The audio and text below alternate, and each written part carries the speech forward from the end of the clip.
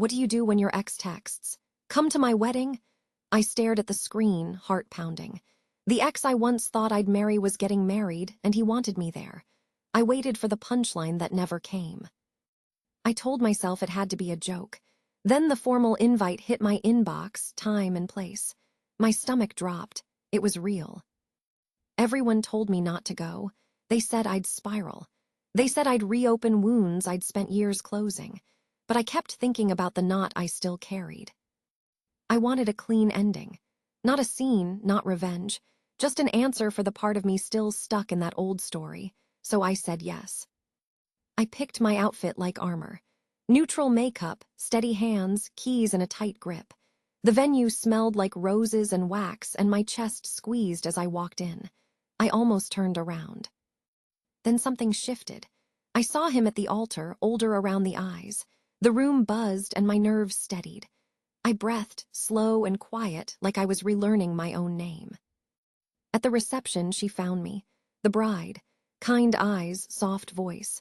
She pulled me aside and said, "He talks about how much you taught him, and I wanted to say thank you." I stood there, weightless and stunned. No drama, no poison. Just a strange kind of grace in a crowded room. Two women who survived the same storm in different boats. I drove home with the windows down, night air cool on my face. Lighter than I'd felt in years. Sometimes peace doesn't roar, it arrives in a whisper, steady and honest. And it's nothing like you expect, but exactly what you need. Why did my ex invite me, and should I even show up? The invite hit like a plot twist I did not see coming. He was getting married, and my name was on the guest list. My hands shook as I reread the message, trying to decode the intention baked into each polite word. Was this kindness or a test? Before I could accept or decline, I had to answer one sharp question. Why me, and what would showing up do to my heart? Unpacking the invite. No hard feelings or hidden motives. Exes do not send wedding invites without a reason. Sometimes the reason is simple. Other times it is layered and messy. Mine felt like both. Here are motives I have seen come up again and again in real life. Proving he has moved on. Inviting you serves as a public signal that the past is truly past. It can be his way to feel solid in his choice, with you as a witness to that new chapter. Keeping the friend group intact. If your circles overlap, excluding you could split the room for years. An invite can be a peace offering to prevent awkward holidays and tense birthdays. Seeking a quiet blessing. Some want a nod that says, "We are good." Not romantic approval, just an acknowledgement that both of you survived and grew. Gratitude for old lessons. Every serious relationship teaches something. An invite can be a subtle thank you, a respectful closing loop. Social pressure. Families and mutual friends sometimes push for harmony. The invite might be less about him and more about smoothing edges for everyone else. Anonymized tailies echo these themes. One woman I spoke with got her invite after a rocky breakup. She went because their friend group was tight, and she wanted to avoid picking sides. It was awkward for the first hour, then fine. She left with a quiet sense of relief, like she had finally set down a heavy bag. Another story came from a forum thread. A bride encouraged her partner to invite his ex. She wanted to honor the history that helped shape him, without drama. The ex showed up, stayed kind, and went home feeling oddly proud of herself for choosing grace. No tears, no scene, just closure that arrived in a soft voice. In my case, I suspected a mix. He cared about our shared friends. He also wanted to show there were no hard feelings. That combination mattered, but it still left the bigger decision in my lap. Motives can explain the invite. They cannot tell you whether to walk through the door. Friends said don't go, weighing the risks of old wounds. The second I shared the news, my phone lit up like a siren. Do not go. Protect your peace. Every warning struck a nerve, and for good reason. The risks were real. Old jealousy can flash hot when you see the first dance or the vows. Comparison traps are everywhere, and they tighten fast. Buried grief can resurface, sharp and sudden, in a room full of joy. A close friend told me she once attended an ex's big event and spent the night smiling for photos while swallowing tears. Afterward, it took weeks to settle her heart. She begged me to skip, to avoid the emotional hangover she knew too well. Their caution came from love, and I honored that. But I also knew what avoidance costs. I was tired of that knot in my chest, the one that tightened whenever his name came up. I did not want to live small because of old pain. Showing up felt like choosing my own story over my fears. I weighed the worst-case scenarios with clear eyes. If it hurt, I would leave. If it felt fine, I would let it be fine. I set rules for myself, simple and firm.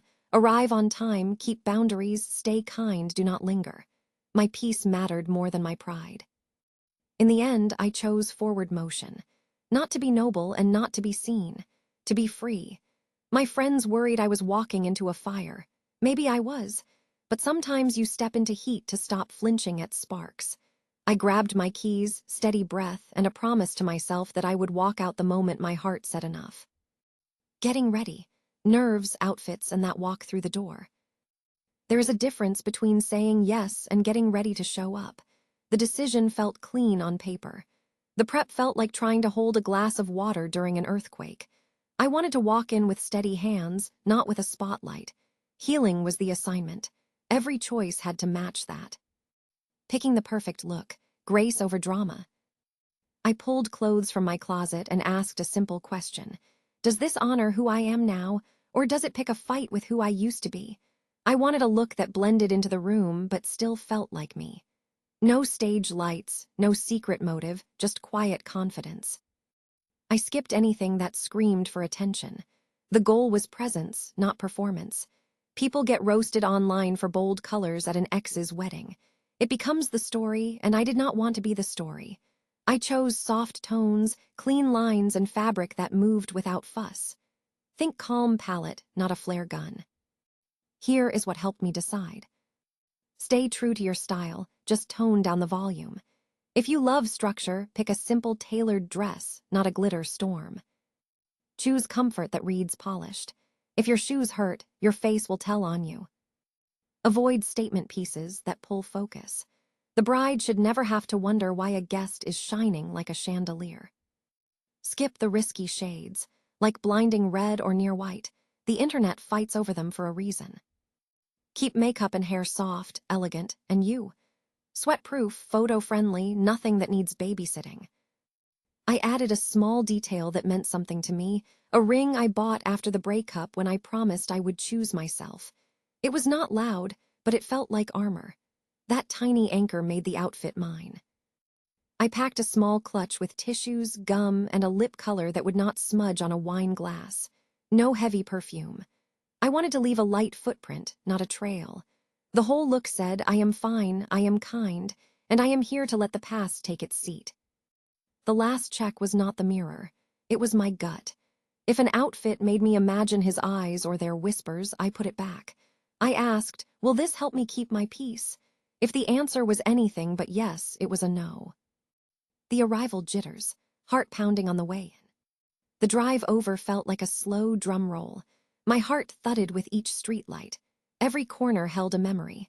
I could feel old scenes tug at me, trying to pull me back. My hands buzzed on the steering wheel. I rolled down the window and let cold air talk me off the ledge. Anxiety hits like a body alarm. For me, it was a tight chest, a dry mouth, and heat in my face. I used simple moves to stay in my body, not in the past. Name 5 things you see, 3 you hear, 1 you feel. Ground your senses. Breathe low and slow, in for 4, out for 6, until your ribs loosen. Set 1 clear intention. Mine was choose grace, not war. The entrance felt like walking into a room where every photo frame held a memory. I let the noise wash over me. I found my seat fast, checked my phone, then put it away. I sat straight. I did not scan for him. I let the ceremony do its job. Vows have a way of shrinking ego. They remind you that someone else's love story is not about you. When my pulse spiked, I chose small exits instead of big ones. A quick step outside, a sip of water, a text to a friend who knew the script. No panicked replies, just a heart emoji and I am okay. Then back in, shoulders down. I kept a private script for hard moments. If I saw his parents, smile, keep it short. If people asked how I knew the couple, answer in 2 lines. then pivot to the cake. If an old friend poked at the past, say, we were young, we learned, and switched to compliments about the venue. Here is the part that surprised me. The nerves did not vanish. They softened. The room got louder, my panic got quieter, and I felt space open inside my chest. I watched two people promise each other new lives, and I let the old one rest. Walking in was the hardest step. Staying was the bravest. Leaving at the right time was the kindest. I left before the late-night chaos, before nostalgia had teeth. I walked out steady, keys in my palm, skin still warm from the dance floor, and a strange calm riding shotgun. The ceremony, sitting there as my past became someone else's future. I sat in that second row, hands laced together to keep them still. The aisle looked longer than any road trip we ever took. Candlelight flickered against glass, and the room hummed with soft music. My heart kept time with the piano, too fast, yet steady enough to sit through the moment I told myself I could handle. When he walked in, I did not look away. He looked older, softer around the jaw, like the years had taught him about gentleness. The bride moved like a quiet wave, and the room lifted for her. I stayed small in my chair and tried to make peace with the fact that the view used to be mine. Weddings stretch time. Minutes swell. Every smile from the front feels like a tiny bell ringing somewhere in your ribs. There were 100 tiny shocks, and I absorbed each one. The way his hands shook when he adjusted his tie, still the same tell. His mom pressing her lips together, fighting tears and losing.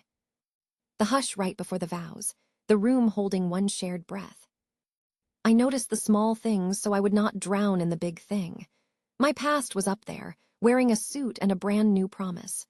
My future sat beside me, quiet and patient, waiting for me to stop staring at the door. Vows that hit hard, echoes of our own broken promises. The vows landed like notes from a song I used to know by heart. Not the same words, but the same dream. Steady love, honest fights, showing up on boring Tuesdays.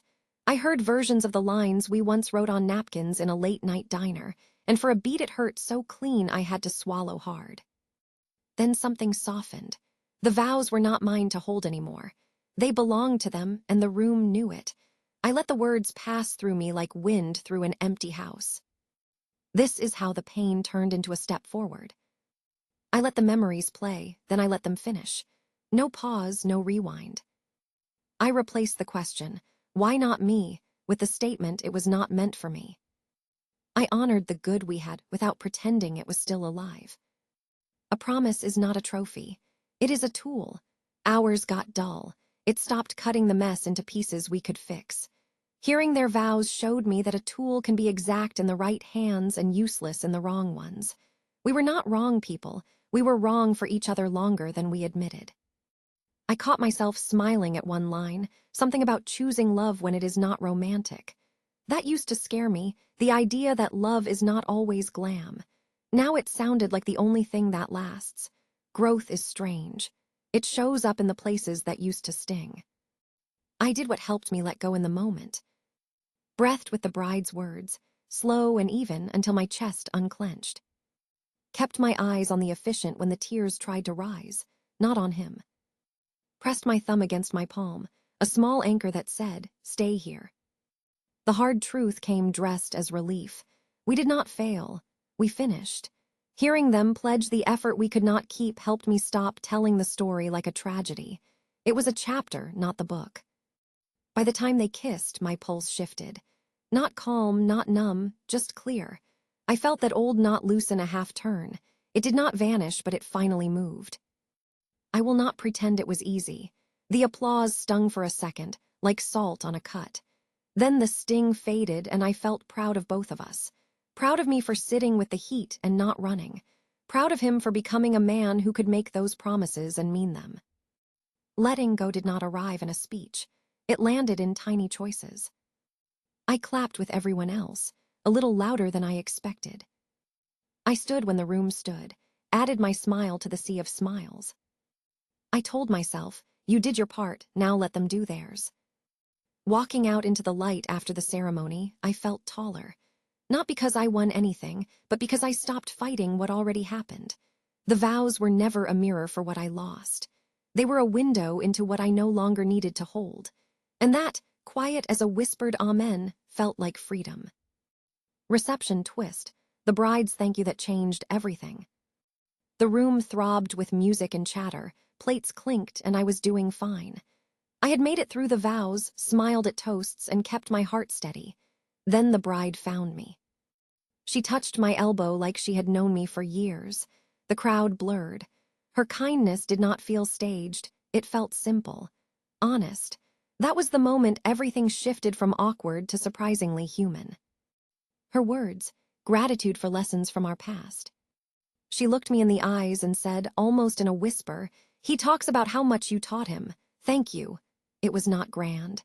It was not for the room. It was for me. The words landed clean. No jab hiding inside. I felt heat leave my body like a knot loosening by a silent click. I did not need a public scene or a long apology. I needed respect, and she gave it freely. I told her I was glad he was happy, and I meant it. We traded small truths in a loud room. That quiet exchange did more than any closure talk ever could. It said, we all grew up. It said, we do not have to carry old blame anymore. What dissolved in seconds? Resentment that I thought would stick forever. Old comparisons that had lived in the back of my mind. The urge to rewrite the past, because the present finally made sense. Her thank you did not erase what hurt. It reframed it. Our story was not a failure. It was a lesson that led two people to better fits. Hearing that from the woman he chose turned my side of the story soft around the edges. Not foggy, just kinder. Two women, one moment, finding common ground. We stood side by side at the edge of the dance floor, two women who had weathered the same weather, just in different seasons. There was no rivalry in her face, only steadiness. That steadiness melted the last of my pride. We talked for a minute, maybe two, nothing dramatic. She liked my dress. I complimented her vows. We laughed at the same joke drifting over from the best man's table. It felt like a clean handoff. She holds the future. I can set down the past. That brief connection changed the night. The tension that had followed me to my seat lifted. I watched them dance, and instead of flinching, I felt relief. We were not competing. We were part of one long story that chose peace at the handoff point. Here is what I carried out of that room. Respect is contagious, and it calms the body fast. Closure is quiet, and often arrives from an unexpected voice. Common ground is simple, two people choosing kindness over an old script. I left before midnight, light on my feet, the air cool against my skin. I was not walking away from something anymore. I was walking toward something. Her thank you did not crown me a saint. It just let me be human, finally, without a grudge in my pocket. Walking away lighter. Lessons in closure you won't expect. I thought closure would arrive like a movie scene. Tears, big speeches, a final door slam. Instead, it came on soft feet. It slipped in between a toast and a slow song and sat beside me like a friend. That night taught me something I still trust.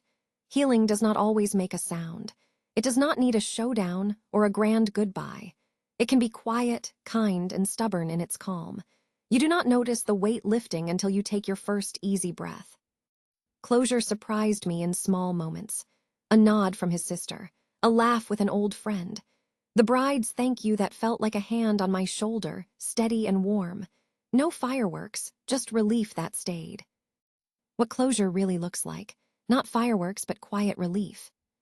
The event did not end with drama. It ended with a soft click. The kind you hear when a door latches right.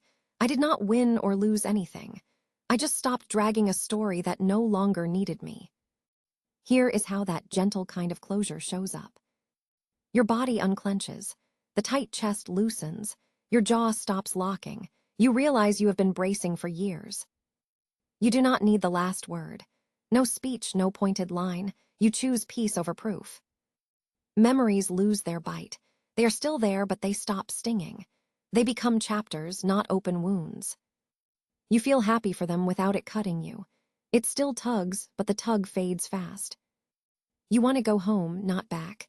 The pull of the past goes quiet. The pull of your own life gets loud. Closure did not come because someone fixed the past. It came because the present felt honest. He was where he should be. I was where I should be. The math balanced without revenge or regret. I expected a scene to close the loop. What I got was smaller and stronger. A steady breath in the back row during the vows. A simple yes when someone asked if I was doing okay.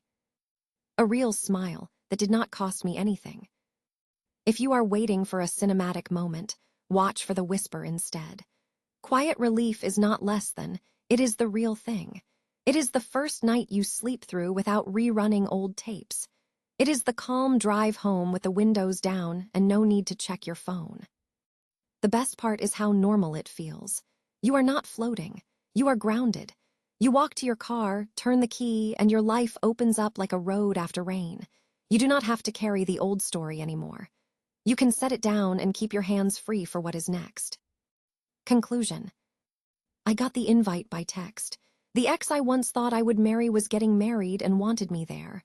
I thought it was a prank. It was not. I went, with steady breath and a promise to leave if it hurt. I walked in braced for chaos and found something else entirely. Here is the truth that stuck. Showing up did not erase the past, it honored it. Boundaries, not bravado, made it safe. Kindness, not pride, kept it clean. The ceremony asked me to sit with my history and let it be history. The reception gave me a moment I never expected, a thank you that softened what years could not. I drove home with the windows down and my chest light for the first time in forever. If your ex invites you to their wedding, the choice is yours. Your peace matters more than optics. You get to decide if the room will help you heal or if staying home is the stronger move. Make a plan, set your limits, choose grace, and protect your exit. Closure can be a quiet yes or a firm no, both are brave. I left not as the girl who lost, but as the woman who finished a chapter with care. That is the part that still moves me. The night did not crown a hero. It closed a loop. I walked away lighter, not because they chose each other, but because I chose myself. If you have faced an invite like this, or you are sitting with one now, say what you learned. Reddit story lovers, I want to hear it. Drop your twists, your soft endings, your drive-home moments. Your words might be the whisper someone else needs to finally breathe.